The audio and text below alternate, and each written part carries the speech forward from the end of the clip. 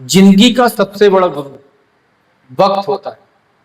जिंदगी का सबसे बड़ा गुरु वक्त होता है, क्योंकि जो वक्त सिखाता है वो कोई और नहीं सिखाता। इसीलिए कभी ठोकर खाने से मत डरो, क्योंकि जितनी बार ठोकर खा के आप गिरोगे और जितनी बार उठोगे उतने ही ज्यादा आप में ज्ञान आएगा। ठीक है ना। चलिए, आज है 7 मार्च 2026 और आज हम पढ़ने वाले हैं 7 मार्च 2026 का करंट अफेयर। ठीक है ना बेटा। और करंट बेटा जो है ना आपके सभी एग्जाम में आता है, तो आपको ध्यान से क्लास लेना है ना। अपने नोट्स में छाप डालो आप, है ना, क्योंकि क्वेश्चन आपके यहाँ से आने वाले हैं। ठीक है, चलिए स्टार्ट करते हैं, है ना। तो पहला क्वेश्चन है, हाल ही में रायसीना डायलॉग का उद्घाटन किसने किया, है ना। हाल ही में रायसीना डायलॉग जो आपका एक समारोह है, बैठक है ना, इसका उद्घाटन किसने किया। तो इसका उद्घाटन जो है वो किया बेटा नरेंद्र मोदी ने। इसने किया, नरेंद्र मोदी जो है आपके भारत के प्रधानमंत्री, उन्होंने इसका उद्घाटन किया है। ध्यान रखना है, क्या किया बेटा, उद्घाटन किया है नरेंद्र मोदी ने। और ये कहाँ हुआ बेटा, तो ये हुआ नई दिल्ली में। कहाँ हुआ, नई दिल्ली में जो है इसका समारोह हुआ, इसका उद्घाटन किया था भारत की जो पीएम है नरेंद्र मोदी, उन्होंने किया था। और ये कौन सा संस्करण था बेटा, तो 11वां संस्करण था। ध्यान रखना, कौन सा संस्करण था, 11वां संस्करण था ये आपको ध्यान रखना है। ठीक है, तो रायसीना डायलॉग जो उद्घाटन हुआ है, उसका उद्घाटन किया है नरेंद्र मोदी ने। कहाँ हुआ है, नई दिल्ली में हुआ है। ये 11वां संस्करण था। कौन सा था, 11वां संस्करण। इसमें लगभग जो आपके हैं लगभग 110 देश जो है ना भाग लेंगे ना। इसमें लगभग 110 देश जो है ना वो भाग लेने वाले हैं, ये आपको ध्यान रखना है ना। लगभग 110 देश इसमें भाग लेने वाले हैं, ये आपको याद रखना है। ठीक है, चलिए देखते हैं नेक्स्ट। तो ये होता क्या है ना, ये आपका समारोह है, ये बैठक है, ये क्या है, तो जियो पॉलिटिक्स और जियो फाइनेंस पर आधारित है ना। ये प्रमुख क्या है, बैठक है, सम्मेलन है ना। किस पर आधारित है बेटा, जियो पॉलिटिक्स और जियो फाइनेंस पर आधारित एक सम्मेलन है ना। और इस बार जो 2026 में जो हुआ 11वां संस्करण ना, 2026 में जो 11वां संस्करण हुआ है बेटा, उसके जो मुख्य अतिथि थे फिनलैंड के राष्ट्रपति डॉक्टर अलेक्जेंडर स्टब थे। कौन थे, फिनलैंड के राष्ट्रपति डॉक्टर अलेक्जेंडर स्टब जो थे वो इसके मुख्य अतिथि थे। इन्होंने भाषण भी दिया इस सम्मेलन में। और इस साल की 2026 की थीम है संस्कार, दावा, समायोजन, उन्नति, है ना। ये 4 शब्द जोड़ दिए उनने, संस्कार, दावा, समायोजन, उन्नति। ये आपकी इस साल की 2026 की ये थीम थी। आपको ध्यान रखना है, थीम याद रखना है आपके लिए, संस्कार, दावा, समायोजन और उन्नति, है ना। और इसके मुख्य अतिथि फिनलैंड के राष्ट्रपति डॉक्टर अलेक्जेंडर स्टब थे, जिन्होंने भाषण भी दिया है ना। इसका मतलब क्या होता है, जियो पॉलिटिक्स जियो फाइनेंस पर आधारित ये सम्मेलन है। ठीक है, चलिए नेक्स्ट क्वेश्चन है, हाल ही में किस राज्य में 16 साल से कम उम्र के बच्चे के लिए सोशल मीडिया के इस्तेमाल पर बैन लगाने का ऐलान किया गया है ना, ऐलान किया गया है। तो किस राज्य ने किया है वो ध्यान रखना आपके लिए ना। तो अभी हाल ही में 16 साल से कम उम्र के बच्चे के लिए सोशल मीडिया के इस्तेमाल पर रोक लगाने का ऐलान किया है ना, वो आपको याद रखना है। तो ये किसने किया बेटा, है ना, सिद्धरमैया, है ना, सिद्धरमैया जो है आपके, सिद्धरमैया जो है सीएम है आपके कर्नाटक के। कहाँ की, सीएम है कर्नाटक के। इन्होंने अभी हाल ही में ऐलान किया है कि 16 साल से कम उम्र के बच्चे के लिए सोशल मीडिया पर हम बैन लगा रहे हैं, है ना। और ये भारत का ऐसा पहला राज्य होगा, भारत का ऐसा पहला राज्य होगा, ध्यान रखना, ऐसा पहला राज्य होगा जो बच्चों के लिए, है ना, सोशल मीडिया पर बैन लगा रहे हैं ना। पहला राज्य होगा जो बच्चों के लिए सोशल मीडिया पर बैन लगा रहा है, जिसकी उम्र 16 साल की है, वो बच्चा है और उसमें सोशल मीडिया पर बैन लगा रहा है। ऐसा सिद्धरमैया जो कर्नाटक के सीएम है, उन्होंने ऐलान किया है। ठीक है, क्लियर है, ये आपको ध्यान रखना है ना। और साथ में ही ये भी आपको याद रखना बेटा, दूसरा राज्य जो बनने वाला है, दूसरा राज्य जो बनने वाला है वो आंध्र प्रदेश बनने वाला है, क्योंकि आंध्र प्रदेश के सीएम जो है ना आपके चंद्रबाबू नायडू, है ना, चंद्रबाबू नायडू जो है ना, उनने भी घोषणा कर दी है कि 13 साल के बच्चे जो बच्चे हैं उनके लिए, है ना, सोशल मीडिया पर बैन लगाया जाएगा। तो ये राज्य ने घोषणा कर दी है ना, सेकंड राज्य बनने वाला है ना। इससे पहले बेटा 2024 में ऑस्ट्रेलिया देश है ना आपका, ऑस्ट्रेलिया ने भी बैन लगाया है ना, ऑस्ट्रेलिया ने बच्चों के लिए जो है ना सोशल मीडिया बैन लगाया, ये आपको ध्यान रखना है। क्लियर है? तो इतना आपको याद रखना है। हाल ही में जो कर्नाटक राज्य की सीएम सिद्धरमैया, उन्होंने ऐलान किया है कि भारत जो उनके राज्य में 16 साल की कम उम्र के बच्चों के लिए सोशल मीडिया पर रोक लगा दी जाएगी, ऐसा उन्होंने ऐलान किया है। और कर्नाटक देश का पहला राज्य होगा जिसने बच्चों के लिए सोशल मीडिया पर बैन लगाने की बात कही है ना। सेकंड नंबर पे आपका आंध्र प्रदेश आने वाला है, क्योंकि इनके जो सीएम हैं चंद्रबाबू नायडू, उन्होंने भी 13 साल की कम उम्र के कम बच्चों के लिए सोशल मीडिया बैन लगाने की बात कही है बजट में, है ना, ध्यान रखना है। और इससे पहले 2024 में ऑस्ट्रेलिया ने भी ऐसा कर दिया है, जो बच्चों के लिए कर लगाया है ना, बच्चों के लिए सोशल मीडिया बैन लगाया गया है। तो इसका आंसर बेटा ऑप्शन नंबर ए, कर्नाटक राज्य ना। कर्नाटक राज्य देश का पहला राज्य बन गया है जो सोशल मीडिया की बैन के बाद करता है बच्चों के लिए, 16 साल की कम उम्र के बच्चे के लिए। आपको उम्र याद रखना है बेटा ना, उम्र याद रखना है आपके लिए। क्लियर है? चलिए नेक्स्ट क्वेश्चन है आपका है, हाल ही में किस बैंक ने डेबिट कार्ड से कैश निकालने की लिमिट जो है 50% घटा दी है, ये आपको ध्यान रखना है, ठीक है ना। हाल ही में किस बैंक ने डेबिट कार्ड से कैश निकालने की जो लिमिट है वो जो है आपकी 50% घटा दी है। तो इसका आंसर है PNB bank, Punjab national bank ने ना, पंजाब नेशनल बैंक ने हाल ही में है ना ऐसा ऐलान किया है, ऐसा बोला है कि भैया अब डेबिट कार्ड से जो कैश निकाला जाता था वो अब 50% कम कर दिया है ना, ठीक है ना। और ये बेटा ये आपका ये योजना लागू होने वाली है, ये लागू होने वाली है, ये लागू होने वाली है आपकी अप्रैल के महीने से ना, अप्रैल ना 1 अप्रैल 2026 से ये लागू करने वाला है कि अब जो भी व्यक्ति जो है ना आपका 1 लाख रुपए निकालता था तो उसको अब जो है 50,000 निकालने की लिमिट कर दी है ना, 50% लगभग घटा दी है ना। इसने क्या करा है बेटा, दो श्रेणी बांट दी ना, दो श्रेणी में बांट दिया। पहले श्रेणी में बांट दिया है कि ये नॉर्मल जो है ना, नॉर्मल 1 लाख रुपए निकालते थे ना डेली, 1 लाख रुपए निकालते थे, उसको 50,000 रुपए कर दिया है ना, 50,000 कर दिया। और एक बना दिया बेटा उन्होंने प्रीमियम, क्या बना दिया, प्रीमियम बना दिया, प्रीमियम क्रेडिट कार्ड ना।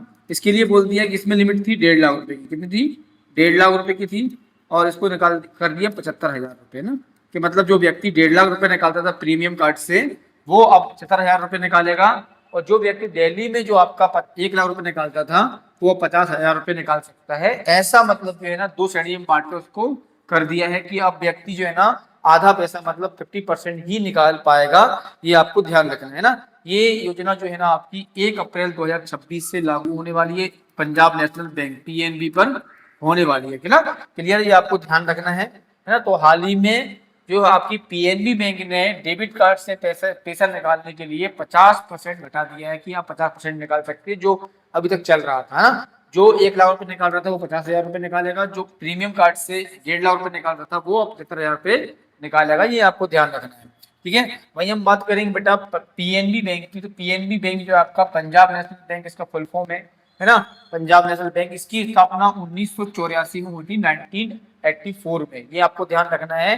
पंजाब नेशनल बैंक की स्थापना 1984 में हुई थी, इसका मुख्यालय नई दिल्ली में है ना। और 2020 में ओरिएंटल बैंक ऑफ कॉमर्स और यूनाइटेड बैंक ऑफ इंडिया जो है ना पंजाब नेशनल बैंक में मर्ज हो गई है, ये भी आपको याद रखना है। 2020 में ओरिएंटल बैंक ऑफ कॉमर्स और यूनाइटेड बैंक ऑफ इंडिया, ये दोनों बैंक जो है अब पंजाब नेशनल बैंक में मर्ज कर दी गई हैं, है ना। और इसका जो स्थापना हुई थी पंजाब नेशनल बैंक की वो 1984 में हुई थी, मुख्यालय इसका नई दिल्ली में है, ये आपके लिए ध्यान रखना है, ठीक है बेटा। चलिए नेक्स्ट क्वेश्चन देखते हैं, स्वास्थ्य सेवाओं तक पहुंचने में सुधार लाने के लिए है ना किस राज्य में ME health mobile app launch किया है, ME health mobile app launch किया है ना, किस राज्य ने किया है। तो ये किया है बेटा केरल राज्य ने, किसने किया है, केरल राज्य ने किया है, ध्यान रखना आपके लिए। केरल राज्य ने अभी हाल ही में मी हेल्थ मोबाइल ऐप लॉन्च किया है, ये है ना स्वास्थ्य सेवाओं तक अच्छी मतलब पहुंच तक के लिए किया गया है कि मतलब स्वास्थ्य सेवाएं है ना में सुधार आए, है ना बेटा। इस ऐप में क्या होगा बेटा, जो हॉस्पिटल है 100 जो एम्बुलेंस होती है 108 जो एम्बुलेंस होती है उसका पता लगेगा, साथ साथ में जो ब्लड बैंक होती है आपकी ना, ब्लड बैंक होती है, ब्लड बैंक के बारे में कि अस्पताल में ब्लड बैंक कहाँ है है ना, उसमें ब्लड है कि नहीं है ना, उसमें ये पता लगेगा आपके लिए, 108 पता लगेगा कहाँ पर है ना, कब तक आ जाएगी, है ना, अस्पताल में अवेलेबल है कि नहीं है ना। उसके साथ साथ में अस्पताल में जो बेटा वो मेडिकल होती हैं, तो मेडिकल का भी पता लगेगा कि कौन कौन सी दवाई है, कहाँ मेडिकल है, क्या है ना। तो इसके बाद जो है ना, आप जो डॉक्टर को कंसल्टेट करते हैं, है ना, या कंसल्टेट करने के लिए जो है ना एडवांस में डेट ली जाती है ना, एडवांस में डेट मिल जाएगी आपके लिए। तो कुल मिला के जो है ना, स्वास्थ्य संबंधित जितनी भी व्यवस्थाएं हैं सब में मिल जाएंगी पूरे केरल राज्य में, है ना। तो स्वास्थ्य सेवाओं तक अच्छी सुधार के लिए उन्होंने मी हेल्थ मोबाइल ऐप लॉन्च किया है केरल ने, ये आपके लिए ध्यान रखना है ना, बहुत इंपॉर्टेंट है ये ना। चलिए नेक्स्ट आपका है, आंध्र प्रदेश राज्य ने जन्म को प्रोत्साहित करने के लिए कौन सी वित्तीय प्रोत्साहन की घोषणा की है ना। बारे आंध्र प्रदेश, पूरा भारत सोच रहा है कि जनसंख्या बहुत तेजी से बढ़ रही है ना, जनसंख्या जो है बहुत तेजी से बढ़ रही है। जहां आंध्र प्रदेश को चिंता है जनसंख्या बढ़ानी है ना, जहां आंध्र प्रदेश को क्या चिंता है बेटा, जनसंख्या बढ़ानी है। और भारत को चिंता है कि जनसंख्या जो है लगभग 150 करोड़ के आसपास में हो गई है, 140 करोड़ के आसपास में हो गई है। जनगणना आपकी होने वाली है ना, इसे पता लग जाएगा कितनी हो रही है। लेकिन विश्व का सबसे ज्यादा जनसंख्या वाला देश हमारा भारत लगभग बन चुका है जनसंख्या में, और जनगणना होगी तो और क्लियर हो जाएगा, है ना, क्लियर ही है वैसे, है ना। तो यहाँ भारत को जनसंख्या पर एक सोच है कि जनसंख्या विस्फोट हो रहा है, वहां आंध्र प्रदेश के राज्य की जो आपके सीएम है चंद्रबाबू नायडू, एन चंद्र बाबू नायडू, इनको चिंता है कि जनसंख्या बढ़ाई जाए। इनको जनसंख्या क्या है बेटा, इनको चिंता है कि जनसंख्या बढ़ाई जाए। आंध्र प्रदेश के सीएम एन चंद्रबाबू नायडू को, है ना, उन्होंने बोला है कि 2 से 3 बच्चे जो उसके होते हैं, है ना, बच्चे जो होते हैं ना, उनके लिए 25,000 रुपए का नगद पुरस्कार दिया जाएगा। चंद्रबाबू नायडू ने बोल दिया जिस परिवार के 2 या 3 बच्चे हो रहे हैं उनके लिए हम 25,000 रुपए का नगद पुरस्कार देंगे। मतलब एक पहले बच्चे को नहीं मिलेंगे ना, दूसरे और तीसरे बच्चे जिसका भी होगा उसको 25,000 रुपए नगद पुरस्कार दिया जाएगा। क्योंकि ऐसा अनुमान है कि वहां पर जो आंध्र प्रदेश है वहां पर बुजुर्गों की जनसंख्या ज्यादा है ना, और वहां पर जो यंगेस्ट व्यक्ति है उनकी जनसंख्या कम होती चली जा रही है। तो उनका कहना ये है कि जनरेशन जो है ना आपकी, मतलब जो यंगेस्ट अवस्था बढ़नी चाहिए, है ना। तो इसीलिए उन्होंने बोला है कि जिस परिवार के 2 से 3 बच्चे होंगे, दूसरे बच्चे से हम उनको 25,000 रुपए का नगद पुरस्कार देंगे, है ना। कितने का देंगे बेटा, आंसर इसका है 25,000 रुपए का, ठीक है। ये आपको ध्यान रखना है। अभी आंध्र प्रदेश राज्य की जो सीएम है चंद्रबाबू नायडू ने, उन्होंने बोला है जिस भी परिवार के दूसरे से ज्यादा बच्चा होगा, 3-4 होंगे, उनको हर बच्चे पर 25,000 रुपए का नगद पुरस्कार दिया जाएगा, ताकि वहां की जनसंख्या मेंटेन हो पाए, यंगेस्ट जो आपकी पीढ़ी है वो बढ़ पाए, है ना। वहीं हम बात करेंगे 2004 में, 2004 में बेटा ना, 2004 में एक समय ऐसा था कि आंध्र प्रदेश ने बोला था कि भैया परिवार नियोजन का उपयोग करें ना, परिवार जो नियोजन है उस पर जोर दें, परिवार नियोजन पे जोर दिया था उन्होंने, है ना। और ऐसी योजना चलाई थी कि परिवार जो है ना आपका थोड़ा सा बच्चे 2 ही अच्छे, है ना, बच्चे 2 ही अच्छे, है ना। ऐसा उन्होंने परिवार नियोजन चलाया था कि बच्चे 2 ही होना चाहिए, है ना, जिस परिवार के बच्चे 2 है वो अच्छा परिवार है ना। 2004 में उन्होंने परिवार नियोजन पर जोर दिया था, है ना, और बोला था बच्चे 2 ही अच्छे। और उन्होंने यहाँ तक कर दिया था कि जो भी सरपंची का चुनाव लड़ता है गांव क्षेत्र में, है ना, सरपंची का चुनाव लड़ता है, तो यदि किसी व्यक्ति के 2 बच्चे से ज्यादा है, 2 बच्चे से ज्यादा हैं, तो वो चुनाव में अयोग्य कहलाएगा, है ना। उन्होंने बोला है कि जिसके 2 बच्चे से ज्यादा हैं, है ना, 2 बच्चे तो ठीक है, 2 बच्चे ज्यादा कोई व्यक्ति के हैं और सरपंच का चुनाव लड़ना चाहता है, तो वो चुनाव की योग्य नहीं कहलाएगा। यहाँ तक कि मतलब 2004 में आंध्र प्रदेश ने ये योजना चलाई थी। लेकिन आज ये है कि वो ये बोल रहे हैं कि बच्चे 2 से ज्यादा जिसके भी होंगे उसको हम 25,000 का नगद पुरस्कार देंगे। ये आंध्र प्रदेश का एक क्या है बेटा, ये आंध्र प्रदेश का एक ऐलान है, वहां के सीएम का ऐलान है, ठीक है। चलिए नेक्स्ट क्वेश्चन देखते हैं। नेक्स्ट क्वेश्चन है, हाल ही में पश्चिम बंगाल के राज्यपाल ने पद से इस्तीफा दिया है ना, तो किसने दिया है ना, मतलब पश्चिम बंगाल के राज्यपाल कौन थे जिन्होंने इस्तीफा दिया है ना। तो इसका आंसर है बेटा सीवी आनंद बोस ने, इसने दिया है, सीवी आनंद बोस ने अभी हाल ही में बेटा इस्तीफा दिया है, हाल ही में इस्तीफा दिया है। ये पश्चिम बंगाल के कौन थे बेटा, पश्चिम बंगाल के कौन थे? ये पश्चिम बंगाल के राज्यपाल थे। इन्होंने दिल्ली में, कहां पर बेटा? दिल्ली में राष्ट्रपति द्रौपदी मुर्मू, है ना, राष्ट्रपति द्रौपदी द्रौपदी मुर्मू को इस्तीफा दिया, ध्यान रखना, है ना, इस्तीफा दिया, ये आपको ध्यान रखना है। राज्यपाल इस्तीफा राष्ट्रपति को देता है ना, और राष्ट्रपति ही उसकी नियुक्ति करता है। क्वेश्चन बनते हैं, ध्यान रखना। तो राष्ट्रपति जो है राज्यपाल की नियुक्ति करता है, और राष्ट्रपति, है ना, राष्ट्रपति ही राज्यपाल से जो है ना इस्तीफा लेता है, या उपराज्यपाल ही या राज्यपाल ही जो है ना राष्ट्रपति को इस्तीफा देता है, ये आपको ध्यान रखना है। तो अभी हाल ही में दिल्ली में राष्ट्रपति को, द्रौपदी मुर्मू को जो है ना सीवी आनंद बोस ने पश्चिम बंगाल के राज्यपाल का जो है ना पद का इस्तीफा दिया है, और अपने स्वास्थ्य में गड़बड़ी का बता के दिया है ना, ऐसा कुछ फाइनली बोला नहीं, इन्होंने बोला मेरा स्वास्थ्य ठीक नहीं है, मैं उस पद के लायक नहीं हूँ अभी, तो इन्होंने इस प्रकार से उन्होंने इस्तीफा दे दिया है। उनका नाम याद रखना है आपको, सीवी आनंद बोस, है ना, क्लियर है। चलिए अब देखेंगे नेक्स्ट क्वेश्चन है, भारत में आईबीएम का पहला इंफ्रास्ट्रक्चर इनोवेशन सेंटर किस शहर में लॉन्च किया गया है ना, भारत में आईबीएम का पहला, ध्यान रखना, आईबीएम का पहला इंफ्रास्ट्रक्चर इनोवेशन सेंटर किस शहर में लॉन्च किया गया है? तो इसका आंसर है बेंगलुरु में। कहां पर किया गया है? बेंगलुरु में किया गया है, भारत के बेंगलुरु में किया है, कर्नाटक में, आईबीएम का पहला इंफ्रास्ट्रक्चर इनोवेशन सेंटर, है ना, क्लियर है। ये बहुत इंपॉर्टेंट क्वेश्चन है बेटा, ध्यान रखना, ये आईएमपी है ना। इसका मकसद है इंजीनियर टीमों को एक साथ बैठाकर एआई का इस्तेमाल करके विकास में बढ़ोतरी करना, है ना। इसका मकसद क्या है? इस आईबीएम का मकसद क्या है कि सभी इंजीनियर टीम को एक साथ इकट्ठा करके, है ना, इकट्ठा करके और उस टीम के द्वारा एआई का प्रयोग करवाकर भारत के विकास में बढ़ोतरी करना इसका उद्देश्य है, या विकास में तेजी लाना भी बोल सकते हो आप, ठीक है।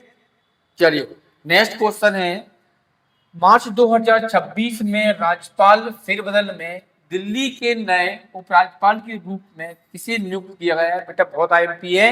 अभी हाल ही में बेटा जो राज्यपाल होते हैं, है ना, राज्यपाल होते हैं, उनका बहुत बड़ा क्या हुआ है बेटा, है ना, फेरबदल हो गया है। मतलब फेरबदल मतलब हुआ है कि मतलब चेंज कर दिए, किसी राज्य का किसी में मतलब चेंज कर दिए, है ना, क्लियर है। तो अभी हाल ही में मार्च 2026 में राज्यपालों का फेरबदल हुआ है। इसमें दिल्ली के नए राज्यपाल या उपराज्यपाल के रूप में किसे नियुक्त किया गया है, ये आपको, है ना, बताना है। तो इसका आंसर है तरनजीत सिंह संधू को, है ना, तरनजीत सिंह संधू को अभी हाल ही में दिल्ली का उपराज्यपाल बनाया है। ये वेरी इंपॉर्टेंट क्वेश्चन है ना, वेरी इंपॉर्टेंट क्वेश्चन, ध्यान रखना, है ना। क्वेश्चन बन गए हैं, दिल्ली के जो विनय कुमार सक्सेना थे, है ना, विनय कुमार सक्सेना थे, वो जो है ना अब दिल्ली के उपराज्यपाल नहीं रहे हैं, वो अब दिल्ली के उपराज्यपाल बन गए हैं तरनजीत सिंह संधू। और दिल्ली के जो विनय कुमार सक्सेना थे वो लद्दाख के उपराज्यपाल बन गए हैं, ऐसा मैं बताने वाला हूं अभी आपके लिए, है ना। लेकिन अभी आपको ध्यान रखना है, दिल्ली के उपराज्यपाल बने हैं तरनजीत सिंह संधू, ये आपको ध्यान रखना है, ठीक है ना, ये बहुत इंपॉर्टेंट है, अभी हाल ही में चेंज हुआ है, ठीक है। चलिए आप थोड़ा सा लिस्ट देख लेते हैं बेटा। अभी महाराष्ट्र की जो अभी राज्यपाल बने हैं, ये क्या है बेटा, राज्यपाल जो बने हैं, ध्यान रखना, ये क्या है बेटा, ये राज्यपाल जो बने हैं। और ये पहले कहाँ थे, ये मैंने बताया ना, पहले ये कहाँ थे ये मैंने बताया है। तो महाराष्ट्र के जो राज्यपाल बने हैं वो बने हैं विष्णु देव शर्मा। कौन बने हैं बेटा?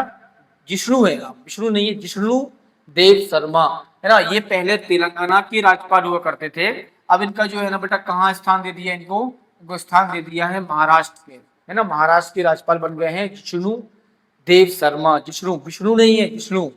तो जिष्णु देव शर्मा जो है ना वो महाराष्ट्र के राज्यपाल बन गए हैं। पहले ये तेलंगाना के राज्यपाल हुआ करते थे, अब ये महाराष्ट्र के राज्यपाल बन गए हैं जिष्णु देव शर्मा, है ना।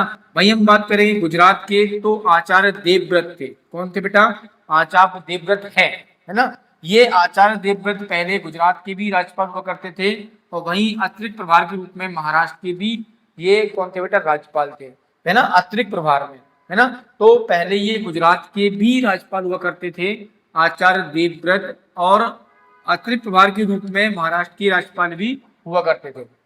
लेकिन अब ये गुजरात के ही राज्यपाल रहे हैं, है ना, जो इनका मेन जो पोस्टिंग थी गुजरात की, ये गुजरात के ही राज्यपाल रहे हैं आचार्य देवव्रत, और जो महाराष्ट्र के अतिरिक्त प्रभार के रूप में संभाल रहे थे वो अब नहीं संभालेंगे।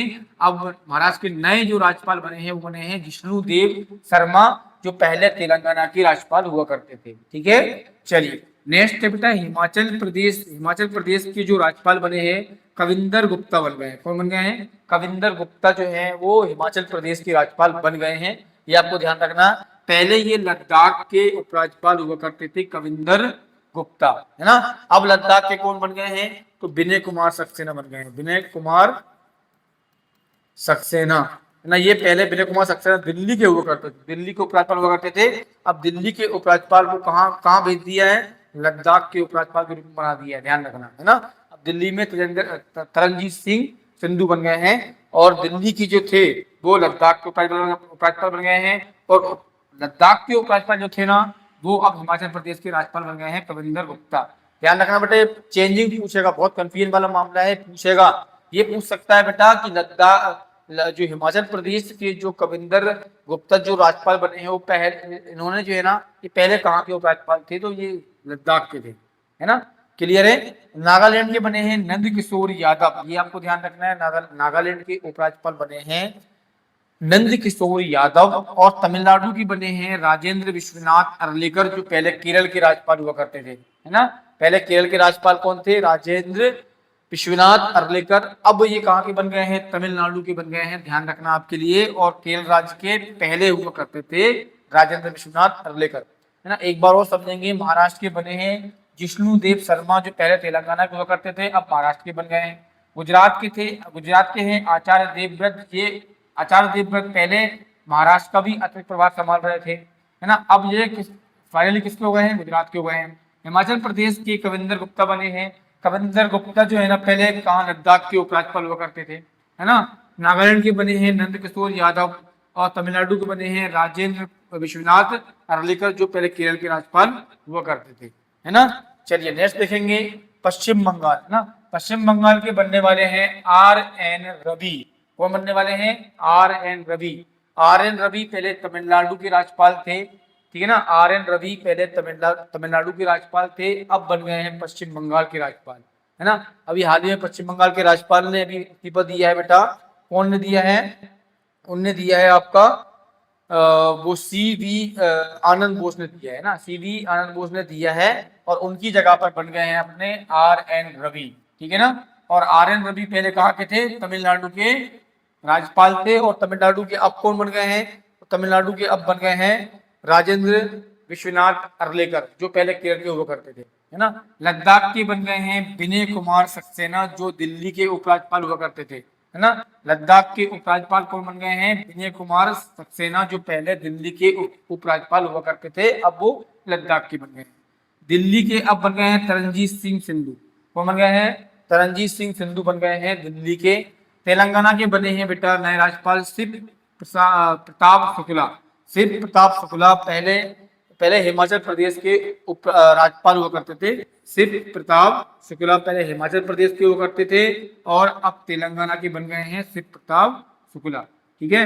बिहार के बने हैं सैयद अता हसनैन। सैयद अता हसनैन बिहार के बने। तो इस प्रकार से पूरी लिस्ट जो है ना उसमें फेरबदल हुआ है राज्यपाल का। और ये बेटा आप पढ़ लेना, 100% क्वेश्चन आने वाला है किसी न किसी एग्जाम में राज्यपाल से संबंधित। राज्यपाल से क्वेश्चन पूछता है, तो राज्यपाल से आपका पश्चिम बंगाल के RN रवि बने हैं, लद्दाख के विनय कुमार सक्सेना बन गए हैं, दिल्ली के तरनजीत सिंह संधू बन गए हैं, तेलंगाना के विष्णु प्रताप शुक्ला बन गए हैं, बिहार के सैयद अता हसनैन बने हैं अभी हाल ही में, ठीक है। तो आज के लिए आपकी जो क्लास है बहुत इम्पोर्टेंट रही है। जिसने भी ये क्लास जो है ना पूरी अच्छे समझा है ना बेटा, तो ये मान लो कि 1 नंबर आपने पक्का कर लिया है आने वाले एग्जाम में। 100% जो है ना बेटा स्टार लगा चलना, यहाँ पर ये क्वेश्चन आपके आएंगे, यहाँ से चाहे एक क्वेश्चन आए। आज की क्लास बहुत इंपॉर्टेंट है ना, क्वेश्चन आएगा। और ये राज्यपाल वाला पूरा जो है आपको याद करना है ना। मैं जिस दिन भी टेस्ट लूंगा ना आपका, उस दिन क्वेश्चन में आंसर आना चाहिए, ठीक है। अब मिलेंगे पर नेक्स्ट क्लास में। जय श्री राम।